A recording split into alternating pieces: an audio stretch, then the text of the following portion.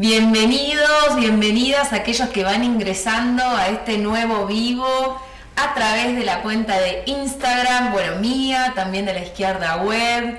Bienvenidos a aquellos que se suman por Facebook, de Manuela Castañeira, también de La Izquierda Web, que estamos amplificando nuestros lugares para estar conectados, conectadas.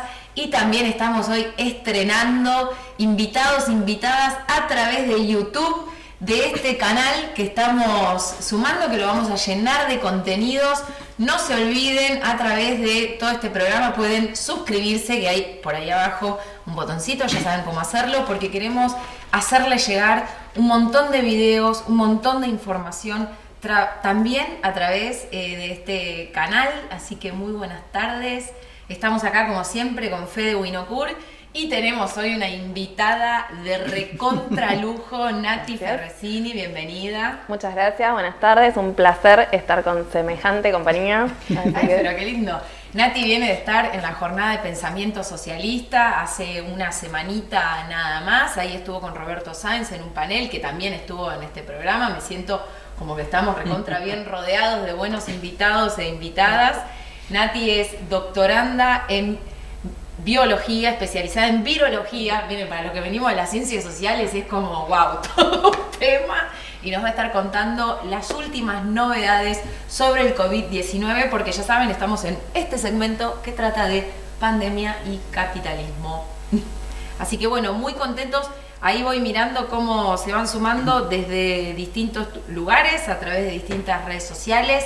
Ya saben, no se olviden, en este programa lo que estamos buscando también es que acerquen sus comentarios, que nos digan desde dónde nos están mirando, desde qué punto del país, de la provincia de Buenos Aires se están sumando. Y saben también que tenemos un segmento para leer todas las preguntas que quieran hacer, porque vamos a estar haciendo esta entrevista con Nati en el programa de hoy, pero también queremos que nos cuenten qué pasa en sus lugares de trabajo, qué situación están, si les han pagado el salario o no, las denuncias que tengan para hacer sobre todos los abusos de los empresarios que están haciendo sobre trabajadores y trabajadoras en general, de la salud en particular.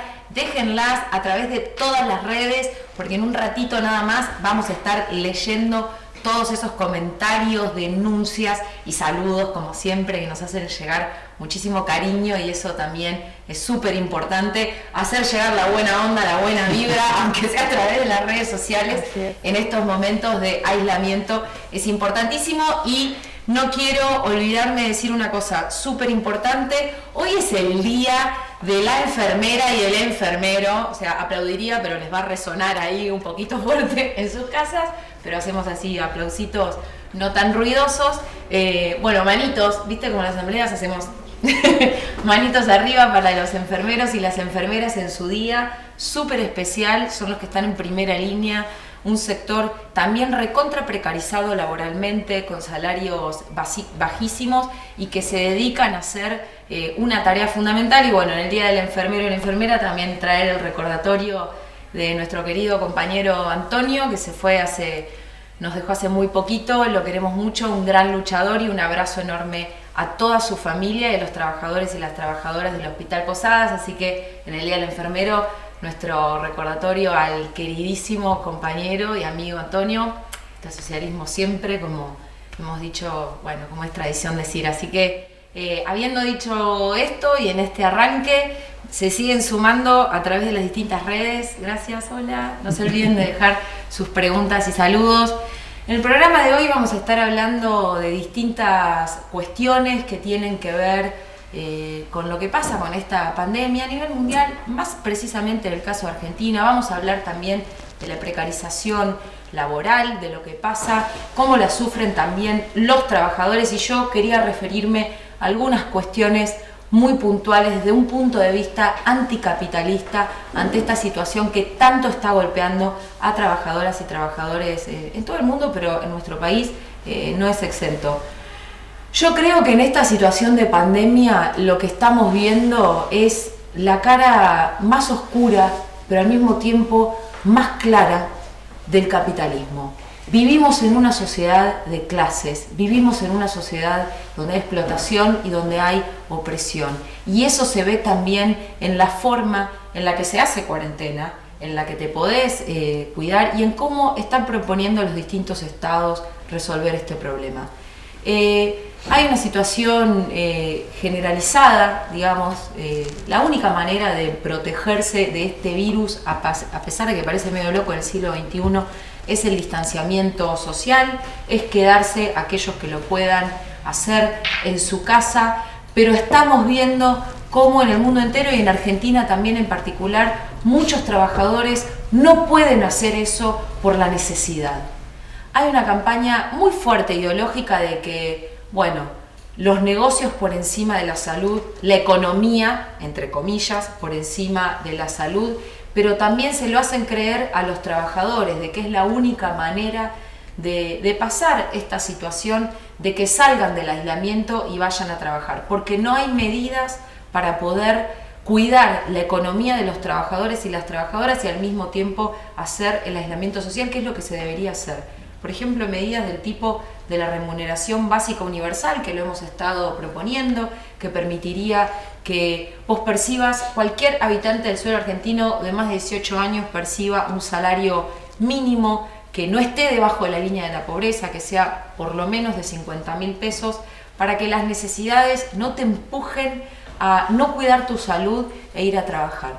Porque además ahora que hay una gran presión para volver a los lugares de trabajo, son aquellos trabajadores y trabajadoras más precarizados laboralmente, los que más presión tienen también para volver a trabajar y los que menos resguardos tienen en esos lugares de trabajo. Por ejemplo, al estar fuera de los convenios colectivos laborales, de la organización sindical, tienen menos posibilidades inclusive para exigir las medidas de salubridad necesarias en el lugar de trabajo. O sea, no le pagan ni siquiera el conjunto del salario correspondiente, el 100% de salario, entonces ahora tienen que, además de exigir su salario, exigir barbijos, alcohol, limpieza, distanciamiento social en los lugares de trabajo. Realizar ese tipo de cuestiones no sería nada fácil, entonces amerita que aquellos que retomen sus lugares de trabajo también tomen medidas para poder cuidarse. Nosotros, por ejemplo, pensamos que en los lugares de trabajo sería muy importante que haya comités de seguridad, salubridad e higiene para poder organizarse, no esperar a que el Estado venga a resolver esas cuestiones, no esperar a que esos sindicatos que son recontravendidos, como la CGT, Moyano, Fernández, todos esos que se la dan, digamos, de que son los representantes de la clase trabajadora y solamente juegan para los intereses de los empresarios. No podemos depender de ellos para cuidar la vida de los trabajadores. Por eso es importante tomar los asuntos en nuestras manos. Este tipo de comité sería muy importante y exigir y denunciar allí donde haya mucha aglomeración en el transporte público, porque muchos de esos trabajadores que van a volver no tienen coche para llegar y cruzar la provincia de Buenos Aires o la capital federal o aquellas zonas de alta densidad de población para poder llegar a esos lugares. Van a tener que usar el transporte público, entonces no puede ser que no haya mayor frecuencia, mayor estructura para poder llegar. Eso es muy importante, son dos cuestiones que creo que son fundamentales. Entonces, dicho eso, además quería decir que en nuestro país hay una discusión muy, muy importante actualmente que tiene que ver con la deuda externa. Parece mentira seguir hablando de la deuda a través de las décadas y los siglos prácticamente en la Argentina, pero en las condiciones de excepcionalidad en las que nos encontramos, de la grave crisis económica que atraviesa el país, de la situación que golpea al mundo entero, toda esta anormalidad que se está viviendo en el mundo. No me parece para nada que el gobierno argentino tenga que destinar los dólares que tiene para pagarle a una serie de especuladores, de superricachones que no les alcanzan 20 vidas para gastar los dólares que tienen y dejar de destinar ese dinero a la salud, a la educación pública, a la infraestructura para sostener las clases virtuales. Por ejemplo, tantos chicos que se quedan afuera de las clases virtuales porque no tienen computadora, no tienen internet, no tienen teléfono, no tienen datos, están realmente fuera de toda la estructura tecnológica. En vez de gastar en ese tipo de cuestiones, se le paga la deuda a esos sectores. Y cuando digo se le paga, hay dos tipos de deuda que golpean mucho a la Argentina. Una es la deuda con el FMI, otra es la deuda con los bonistas privados. Al FMI, les cuento, este gobierno a escondidas de la población le está pagando intereses de deuda. La semana pasada misma se desembolsaron millones de dólares para el FMI, que podrían ir para cuidar la vida de tantos trabajadores y trabajadoras y sectores populares en la Argentina, trabajadores de la salud, enfermeros y enfermeras, pero se está pagando deuda. Y para los bonistas extranjeros también se quiere pagar. Hay un discurso de que, no se le va a pagar intereses. Es todo mentira. Van a pagar cada peso de esa deuda que contrajo Macri y van a utilizar un mecanismo que ya el macrismo utilizó, el reperfilamiento macrista, que es no pagar ahora, pero pagar absolutamente todo más adelante. Es una estafa a la sociedad argentina. Ahora, encima quieren decirle a la sociedad que eso está bien y quieren hacerlo incluso en el nombre del feminismo. Como feminista, socialista, me genera un rechazo descomunal que quieran utilizar nuestra lucha, nuestros reclamos para tan vil motivación, que es darle millones y millones a esos bonistas extranjeros, a esos ricachones de siempre, a ese 1% mundial. No dejemos que legitimen el pago de la deuda, no dejemos, como dijeron las compañeras de las Rojas, no en nuestro nombre, no en nombre de los movimientos activistas y de lucha, no en nombre del activismo, no en nombre del feminismo, no en nombre de las que estamos en la calle, elijan tan vil motivo como es pagar la deuda.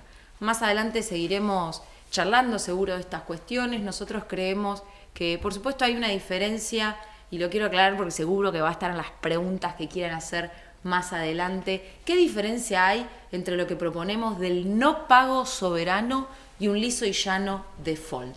Un default sería una propuesta al tipo 2001.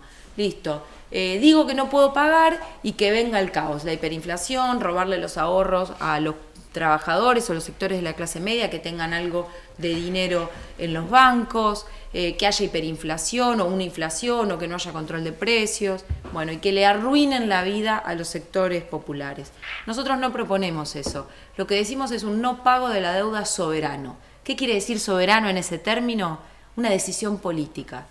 Desconocer el derecho a la propiedad privada de esos acreedores extranjeros, tener una voz propia en este mundo que diga eso no corresponde, no voy a pagar porque desconozco esa deuda que no fue utilizada para el conjunto de la población. Y acompañado al no pago de la deuda externa, una serie de medidas que busquen proteger al país y a sus trabajadores, como el monopolio y el control sobre la moneda, sobre el comercio exterior, sobre la banca, el férreo control de precios también para que no haya una inflación, que no le toquen los ahorros a los trabajadores, sino que la paguen los grandes sectores del mundo de las finanzas. Eso bajo control de los trabajadores.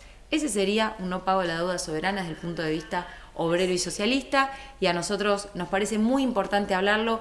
Va a ser un gran tema de discusión, es lo que está cruzando al proyecto económico y social, por ende, de la Argentina en este momento, y creo que es muy importante nombrarlo. Por eso quería arrancar el programa de hoy con semejante temática y compartirla con ustedes. Así que esta es mi opinión para este programa en este arranque.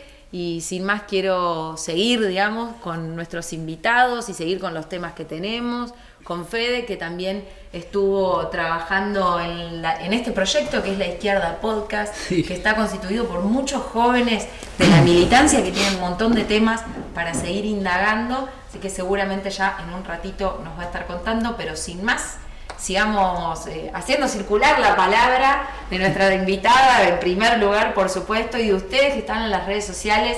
No dejen de mandar sus mensajes, sus denuncias, sus saludos, lo que está pasando en su lugar de trabajo. Nati, arranquemos un poco con la entrevista, ¿no es cierto? ¿Qué decís, Fede?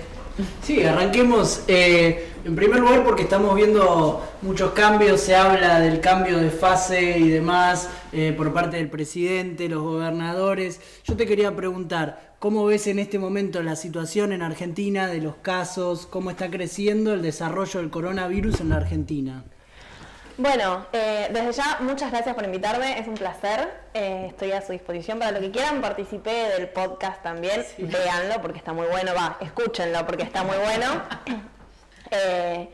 A ver, en la Argentina actualmente tenemos 6.300 y monedas de casos, de los cuales la gran mayoría se concentran en el AMBA, en el área metropolitana. Tenemos 2.000 casos, 2.100 casos en capital y 2.100 casos más o menos en provincia de Buenos Aires.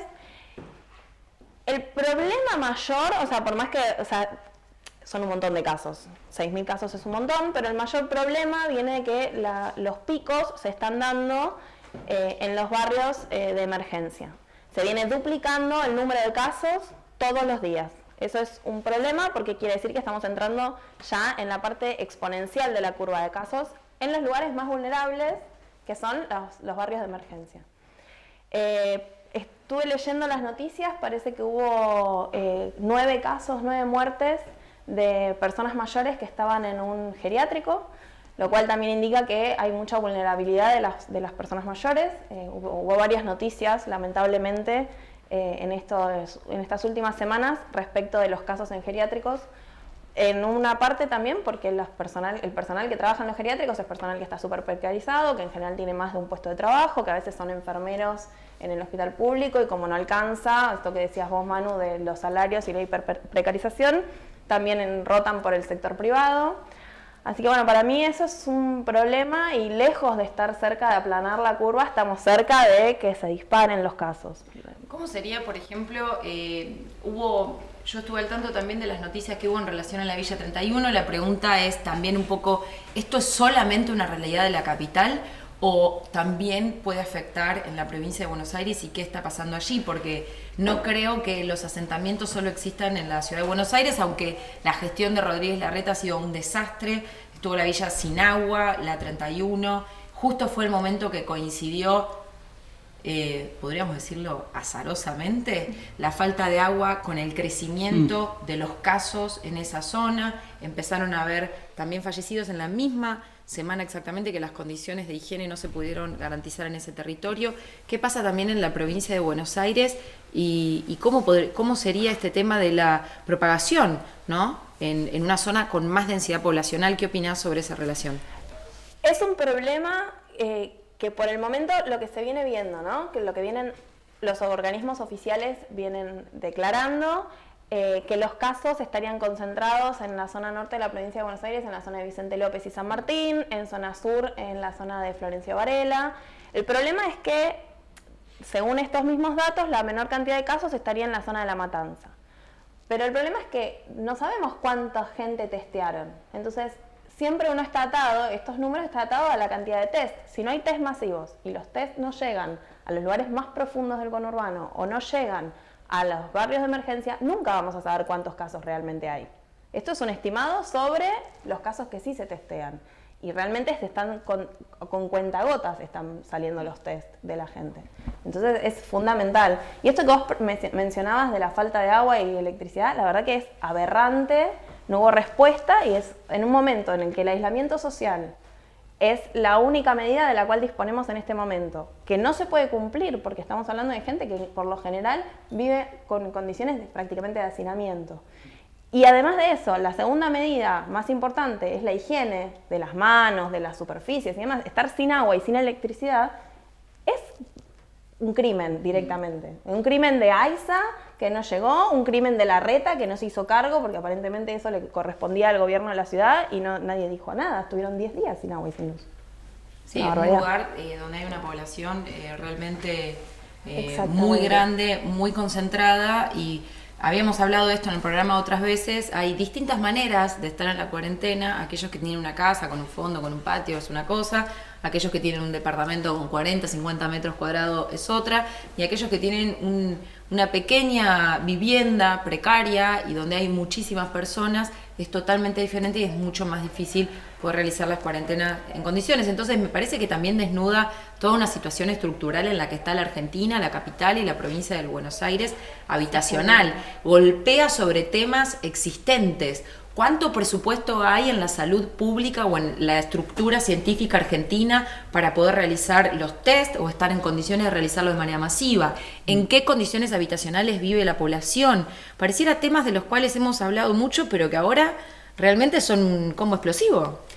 Sí, lo que pasa es que acá no se puede ver todo desde la salud o todo desde la economía. Son variables que están entrelazadas indefectiblemente, porque lo que pone de relieve la crisis, la pandemia, que es un evento, si se quiere, raro, que no es habitual que tengamos una pandemia, por suerte, todos los años, lo que pone de manifiesto son la desidia del Estado de décadas, de un siglo más o menos, para decirlo de alguna manera. Estábamos relevando datos, hay 1.800 asentamientos más o menos, si no me equivoco, en la provincia de Buenos Aires, es un montón. Y acá me gustaría hacer una pequeña digresión con algunas cosas que he visto decir alguna gente en las redes sociales y en los medios, diciendo que la gente que vive en los asentamientos no tiene, sobre todo la gente joven, no tiene otra que salir a robar. Vamos a poner una cosa, a mí me parece que es muy grave tener ese tipo de prejuicio. Hay un montón de gente trabajadora, pero lamentablemente las condiciones de precariedad y las condiciones paupérrimas de los salarios evita que esa gente pueda vivir en otro lugar. Son gente que tiene un salario todos los meses, incluso algunos trabajan en blanco. El caso, por ejemplo, de enfermeros del Hospital Belgrano que viven en el barrio de emergencia que está enfrente. No es gente que... uno tiene a veces la mención, me parece que algunas personas piensan que solamente la gente que, no sé, que vive de la recolección de residuos. Y no es así, hay un montón de trabajadores y trabajadoras que están en esas circunstancias, y con este criterio que tomaron ahora de flexibilizar la cuarentena para algunos sectores de trabajadores y trabajadoras, a mí lo que me preocupa es que esa gente no va a poder cumplir la cuarentena, ni en su casa, ni en el barrio, porque tienen que salir a trabajar, porque ya vienen con una situación económica acuciante, con estos 10.000 pesos que tardaron 2 meses en pagarlos, que no alcanza para nada, y ahora les dicen, bueno, tu empleador puede llamarte a trabajar. Entonces esa gente está obligada, porque es elegir entre perder el trabajo y morirse de hambre o salir y contagiarse. Entonces, teniendo los picos que tenemos de casos en los barrios de emergencia, levantar la cuarentena, flexibilizar todavía más la cuarentena, es criminal, porque terminamos exponiendo a toda la gente que vive en los barrios de emergencia y que no accede a los servicios básicos, por lo que está visto, y sí, a todo el resto. Eso pareciera como que las propuestas que el propio gobierno hace o que los estados en general hacen es como el mundo al revés. Cuando tenés que pedir, digamos, hacer disponer de un conjunto importante de dinero para las personas, para que estén en el aislamiento y se puedan cuidar o proveer condiciones habitacionales, en realidad es cuando más se presiona para que salgan de esas condiciones. Pero bueno, también es porque me parece que hay una mirada de ciudadanos de primera y ciudadanos de segunda en la gestión capitalista de la pandemia. Aquellos que tienen una casa o tienen condiciones para cuidarse, para lavarse las manos, porque son sobre todo los que presionan para que algunos vuelvan a sus puestos de trabajo, que tienen mucha plata para comprarse alcohol, que tienen las condiciones para tener salubridad en sus hogares, van a estar en sus hogares, no van a salir del aislamiento, y aquellos que realmente no tienen esas condiciones se ven obligados a salir. Me parece que hay ahí una contradicción entre el momento que se empieza a vivir ahora sobre los problemas de la economía trabajadora y la situación de la pandemia. Y en relación a eso yo te quería preguntar por algunas cuestiones estructurales. Nos encanta tener una especialista que viene de la biología, que estudia virología, porque también con una mirada marxista sobre los asuntos, para ver cómo ciencia y sociedad están tan entrelazadas. La verdad que tu aporte es muy bueno, y quería sumar, si querías hacer una reflexión, yo te escuché en la jornada de pensamiento socialista con un análisis sobre lo que significaba aplanar la curva, porque el gobierno habló mucho de aplanar la curva, y cuáles son las herramientas que hay que tener en cuenta para analizar si la curva está aplanada o no está aplanada. ¿Y qué quiere decir eso? Bueno, ¿si es solo cantidad de casos o qué es? Claro, lo que se refiere a aplanar la curva no es a reducir la cantidad de casos, sino que todos los casos que están previstos que ocurran en un tiempo más prolongado, lo que permite no colapsar, por ejemplo, el sistema de salud, que como bien sabemos está bastante precario en nuestro país y en el mundo en general ha demostrado no ser suficiente. Hoy escuchaba que Alemania dice que si esto sigue así, para octubre colapsa el sistema de salud de Alemania. O sea, imaginen cómo estaremos en Argentina si en Alemania va a colapsar en octubre. Entonces, el problema de esto es que mientras que no haya capacidad crítica de atención, es decir, no hayan más respiradores, no hayan más camas de terapia intensiva y no haya más personal de salud para compensar toda la cantidad de trabajo que eso va a implicar, lo que va a terminar generando el aplanamiento de la curva es un agotamiento, un desgaste de todo el personal de salud que tiene que seguir trabajando a destajo, de todas las instalaciones. O sea, es un problema también el aplanamiento de la curva. Por supuesto que tener un pico de, no sé, 10.000 casos, colapsa y estaríamos como Italia. O sea, no hay una solución feliz siempre y cuando no haya inversión para salud. Si hay inversión para salud, bueno, eso es otro panorama. Bueno, ahí tengo dos preguntas para sumarte. Por un lado, que parece que aplanar la curva significa gestionar la enfermedad. No sé si directamente como enfrentarla o erradicarla. Y por el otro, ¿qué se necesita para la salud? ¿Cuál es tu mirada de lo que la salud necesita para enfrentar la pandemia, desde un punto de vista social, ¿no? Claro, en palabras de Fernández, sería una infección administrada, aplanar la curva. Es controlar el desarrollo de los casos, la multiplicación de los casos, de manera tal que uno pueda responder y de esa manera evitar en lo mejor posible las muertes. Porque ahí, al controlar la cantidad de casos, también se controla la cantidad de casos graves. Ahora, para salir de esto, lo que se necesita, mientras que no haya vacuna, o sea, primero y principal, inversión en investigación, inversión en salud, para que podamos desarrollar un tratamiento o una vacuna. En segundo lugar, un montón de inversión, porque no es solamente tener más hospitales, que es importantísimo, es tener más camas de terapia intensiva, es tener más respiradores artificiales y también es, como mínimo, duplicar el personal de salud. No podemos pretender que en un momento de crisis los médicos, las médicas, los enfermeros y las enfermeras que ya hacen guardia, ya trabajan 68 horas semanales con sueldos de 40.000 pesos, que son miserables, sigan trabajando en estas condiciones. Entonces hay que duplicar la cantidad de personal para garantizar la rotación, porque un profesional de la salud que está cansado es un profesional de la salud que está en riesgo todavía más. Y que se pone en riesgo a sí mismo, pone en riesgo a todos los demás. O sea, es un problema realmente muy grave. Ya están habiendo un montón de casos de profesionales de la salud infectados acá en la Argentina y en el mundo. Y por otro lado, hay que multiplicar, ya no por 2, por 10, por 20, los insumos de seguridad e higiene. Bueno, sobre eso estamos haciendo una campaña de solidaridad muy grande desde la juventud, sobre todo el sector de salud. Tuvo un pico muy grande dentro de lo que es la Facultad de Filosofía y Letras, recolectando un montón de insumos y demás.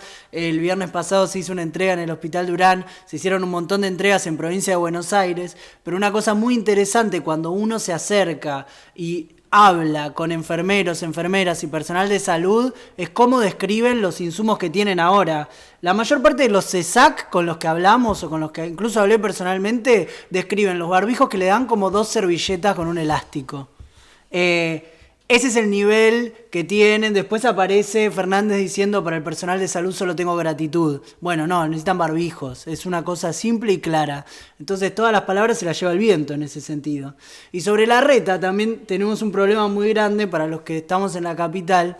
La única salida política global que presentó fue la Ley de Emergencia Económica, que no contempla ninguna salida para toda la gente de los barrios populares. Lo único que le sirve, le da superpoderes al gobierno para administrar los sueldos y los contratos de los trabajadores del Estado. O sea, para despedir y recortar salarios. Entonces, desde ese lugar también aparece otra cuestión de Larreta, que es que viene ocultando que en Capital no solo está la mayor parte de los casos del coronavirus, sino también de dengue, como otra de las epidemias que nos está atacando. Hace poco hicimos en Izquierda Podcast dengue, la epidemia oculta, también con Nati, que fue muy interesante.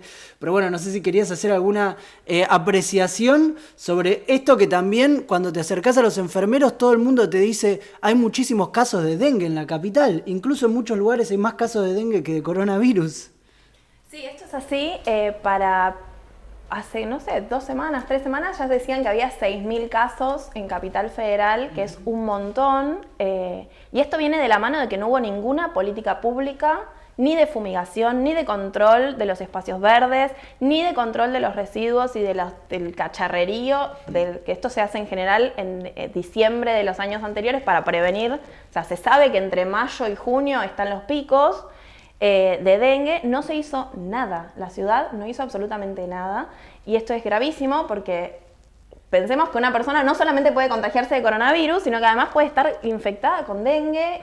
Es un problema también para el sistema de salud, que si estamos viendo que va a aumentar los picos de coronavirus, tenerlo colapsado por pacientes internados por dengue es caótico. Realmente la gente que está trabajando en este momento, los profesionales de salud, entiendo su preocupación. Yo estaría en las mismas circunstancias. Es muy difícil porque además no cuentan con nada. Yo tengo amigos que trabajan en hospitales de la ciudad y están muy preocupados. A veces reciben un barbijo para toda una guardia y el barbijo se tiene que cambiar cada hora, hora y media.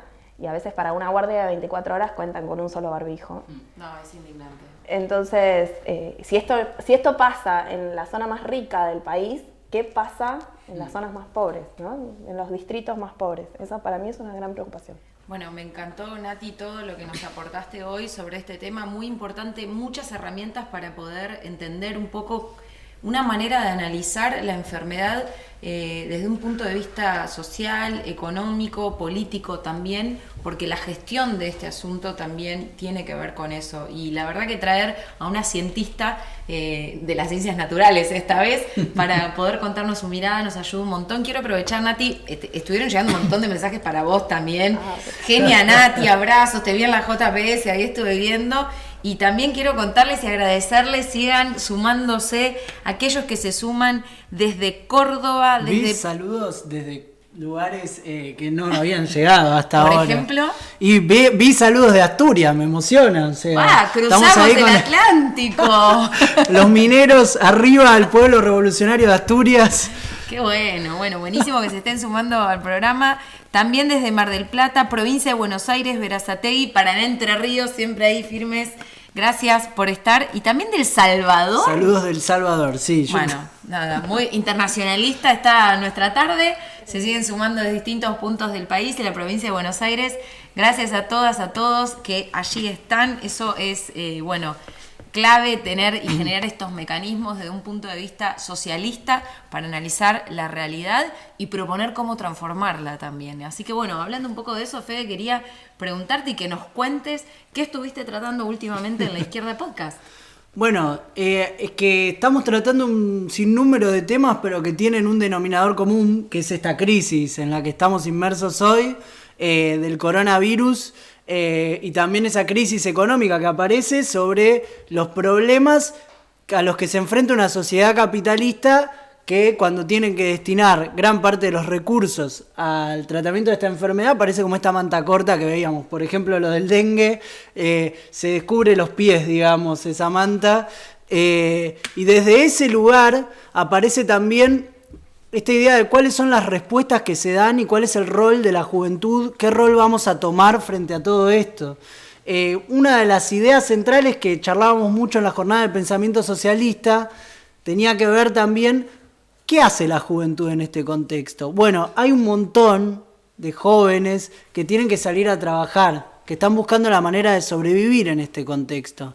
Y que si el capitalismo ya de por sí les estaba planteando una vida en la que el futuro era muy incierto, en este marco de la pandemia se vuelve muy riesgoso.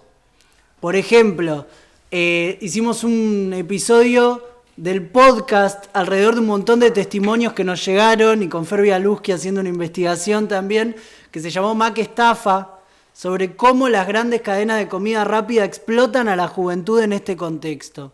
Cómo las grandes cadenas de comida rápida que se hacen ultra mega millonarias le recortaron la mitad del salario a los trabajadores, no tienen los insumos para trabajar en condiciones y no contagiarse. Y desde ese lugar también aparece otro evento que la semana pasada salió a la luz de manera muy clara porque se movilizaron, que son todos los trabajadores que trabajan en los servicios de delivery, sobre todo alrededor de las plataformas, Globo, Rappi, Pedido Ya. ¿Qué están haciendo? ¿Qué están haciendo las patronales con estos trabajadores? Bueno, Rappi está trabajando hoy con 40 pesos por pedido, por ejemplo. Es muy poca plata y los trabajadores están expuestos a contagiarse todos los días. La semana pasada hicieron una movilización, a nosotros eso nos parece fundamental, empezar a salir también y mostrar que hay grandes sectores de la sociedad que no tienen la opción de quedarse en casa, como decía Manu hace un rato, tienen que salir. Bueno, y si tienen que salir, y si puede seguir la explotación, si pueden seguir los ataques sobre los de abajo, también se puede salir a movilizarse y a mostrarse. Estamos trabajando un poco todas estas cuestiones en Izquierda Podcast, estamos trabajando estas temáticas.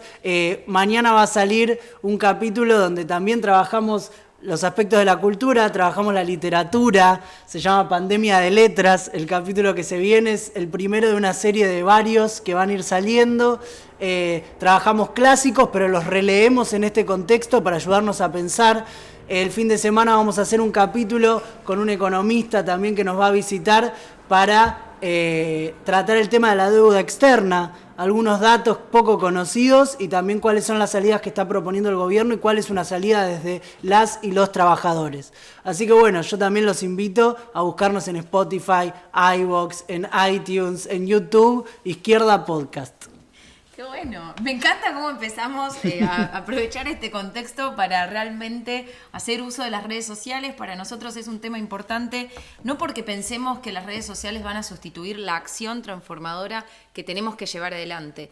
Porque, por supuesto, estabas hablando de las opiniones sobre la ley de emergencia que hizo Larreta y yo vi que estuvieron movilizados, estuvieron yendo allí a movilizarse en la legislatura porteña, el acompañamiento en hospitales, salir a todos esos lugares para hacer solidaridad. Quiero aprovechar también, porque estuve viendo fotos y mandarle un enorme abrazo a secundarias de tinta roja que estuvieron siendo parte de esta colecta solidaria y estamos hablando de pibitas y pibitos de 15 años que salen a buscar cloro, lavandina, que llaman a su docente, que van a buscar fondos para poder comprar insumos para llevarlo a los hospitales. Y la verdad que a mí me emociona ver la intervención, o sea, la mirás a través de redes sociales, pero hay una acción que está ahí de fondo, recontra importante para cambiar el mundo. Porque cambiar el mundo no es una acción que viene en 100 años o en 50 años, es algo que hacemos todos los días. Y para mí eso es recontra importante.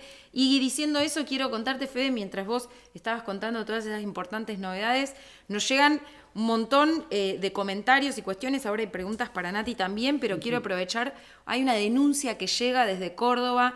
Les cuento, la tengo acá escrita. En Córdoba, una semana después de declarar que hay circulación comunitaria, normalizaron prácticamente todas las actividades. Realmente parece una cosa totalmente contradictoria, nos hacen llegar este mensaje. Después, en el hospital de Varela, el personal de salud no tiene insumos de ningún tipo. Los pacientes tienen que comprar las cosas hasta que les den una inyección. Eso es una cosa terrible, lo sabía de un montón de hospitales, también me lo habían comentado de algunas áreas del Hospital San Martín de la Plata, que cuando no se tienen los insumos se le dicen a los familiares que los compren para realizar atención hasta primaria, les dirían los hospitales, un escándalo, y mientras tanto siguen saliendo dólares para la deuda externa. A mí realmente me indigna, voy a ser muy insistente con este tema. Otra cuestión que nos llega, en el Hospital Durán tiene 56, Hospital Durán es de la capital federal, 56 casos positivos, completamente relacionados a la falta de insumos.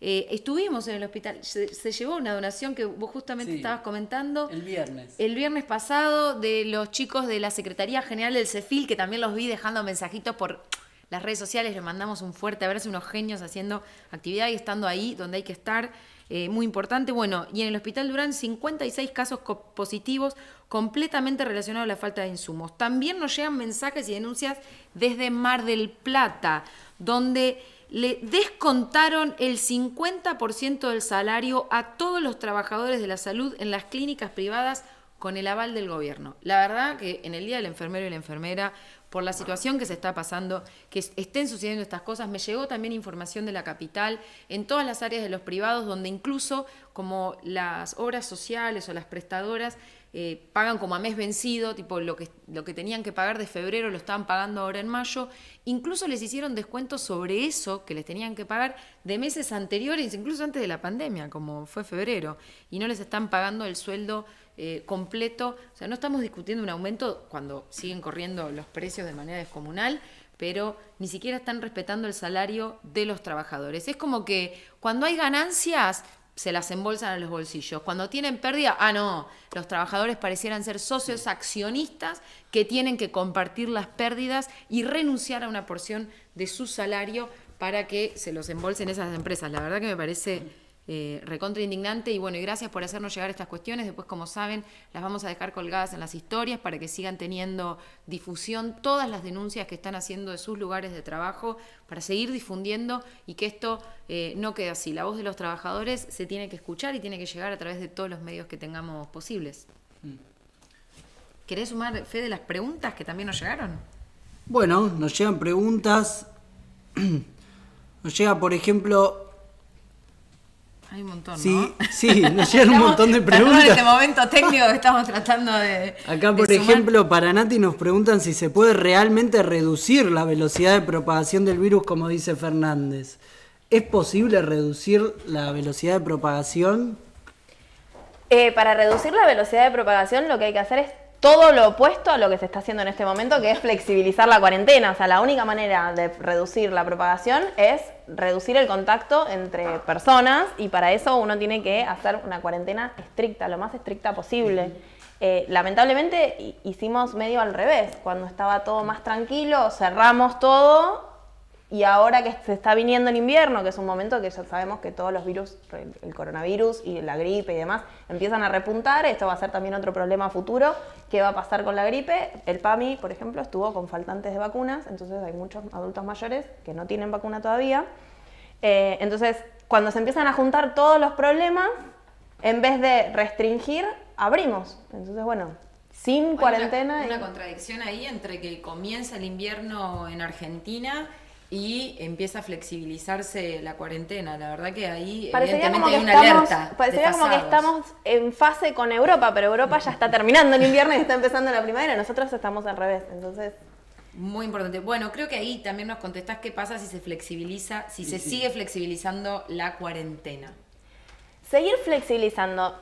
Yo venía para acá y la verdad que la cantidad de gente en la calle, no vamos a decir que es un día normal de semana hora pico, no, pero es muchísima más gente en la calle de la que estábamos acostumbrados a verlos. Es mentira que estamos en fase 3 en Capital, porque hay una cosa real cuando hablas con la gente, que es los patrones mandaron a trabajar a sus trabajadores y no hay nadie que les permita decir que no hay ningún argumento legal en este momento para que pueda alguien negarse a ir a trabajar. No, me parece que además del problema del argumento legal es que no hay espalda económica en esos trabajadores para resistirse, porque al final queda el trabajador expuesto y vulnerable en una situación donde no estás teniendo ingresos, tenés que pagar el alquiler, porque eso hay que pagarlo, hay que pagar las tarjetas de crédito, los créditos UVA que se fueron al cielo los tenés que seguir pagando, a lo sumo un interés, te reperfilan los intereses, porque si no lo tenés que pagar ahora, pero lo tenés que pagar en septiembre, después todo junto. Entonces me parece que es la necesidad de los trabajadores que no se está conteniendo y la que lamentablemente los fuerza también a cumplir en esas condiciones tan, digamos, también deplorables, volver a los lugares de trabajo. Y además hay un problema, porque muchos empresarios se escudan en lo del transporte privado para que, bueno, no tenés que tomarte el transporte público, pero ¿quién garantiza que los lugares de trabajo hayan sido sanitizados y que haya condiciones laborales de seguridad, higiene y de espacio? Nadie va y controla a los empresarios a ver en qué condiciones tienen a sus trabajadores trabajando. Así tuvimos los casos de los frigoríficos, la carne, donde hubo un montón de casos infectados. No, totalmente. Entonces, nadie controla a los empresarios. Parece que todo el control pasará por lo individual y por el trabajador, obvio. Sí, no hay manera de individual o solitaria de enfrentar a la pandemia. Acá llega otra pregunta que me parece re interesante, que es, ¿qué opinás del impuesto a la riqueza? Me estoy riendo porque me encanta hablar de este tema. Yo que soy así como que tienen que pagar los que más tienen. Me gustaría que fuera verdad. Sí, ese es el problema. Sí, lamento pinchar el globo si alguien atrás nos está viendo. Hay varias cuestiones ahí para aclarar. En primer lugar, lo que se está discutiendo por parte del gobierno en relación a impuesto a la riqueza no es impuesto, es una donación única. Un impuesto tendría que ser una carga regular que vos pagues de manera, justamente eso, por ejemplo, todos los meses a aquellos sectores que más tienen. Podría ser no solo los bienes personales, sino también el mundo de las finanzas, al cual no se gravó de manera excepcional en este contexto, al juego, a la industria, al negocio del juego, o aquellas empresas que la verdad que tienen, que son internacionales, que están en la Argentina y que ni siquiera le han pagado el salario a sus trabajadores, como vos bien decías, el caso de McDonald's y otras empresas transnacionales. A mí me parece que Un verdadero impuesto a la riqueza tendría que ser eso, tendría que ser realmente sacarle un porcentaje importante de esa ganancia que tienen los que más tienen, que la hacen a expensas de la mayoría de la sociedad, y que la verdad que basta de engaños, porque el gobierno es como que habla de la salud, pero por el otro lado no hay una remuneración universal básica para protegerte de lo que golpea la crisis económica, no hay insumos en los hospitales, es como que las cosas no llegan. Hay un montón de palabras dando vuelta en el país en este momento, pero los insumos, el salario, los recursos no están llegando. Y bueno, para eso también están todas nuestras propuestas que estamos haciendo en este contexto, desde el Nuevo Más. Hubo muchas reflexiones que hicimos en la jornada de pensamiento socialista sobre el problema del sistema, cómo es el sistema el que genera esta situación. Y también estamos haciendo, porque nos parece, bueno, que hay que intervenir desde muchos lugares, mucha acción en el día a día. No hay que quedarse simplemente de brazos cruzados ante esta realidad esperando que el Estado, que no hace nada, aclaramos que en este momento el Estado no hace nada, nos resuelva los problemas. Hay que intervenir y bueno, ya llegamos un poquito hacia el final de nuestro programa, el tiempo es tirano. Gracias, Nati, por haber venido hoy. La verdad que fue un privilegio tenerte acá.